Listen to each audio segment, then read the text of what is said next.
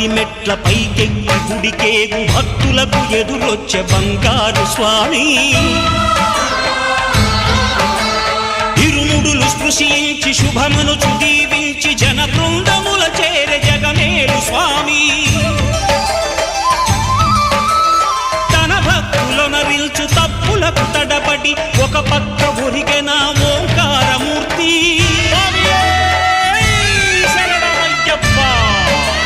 స్వాములందరూ తనకు సాయము కాగా ధీమంతుడై లేచె ఆ కన్య స్వామి పట్టబంధము వీడి భక్తతతికై పరుగు పరుగున వచ్చె భూమిపైకి నరుడై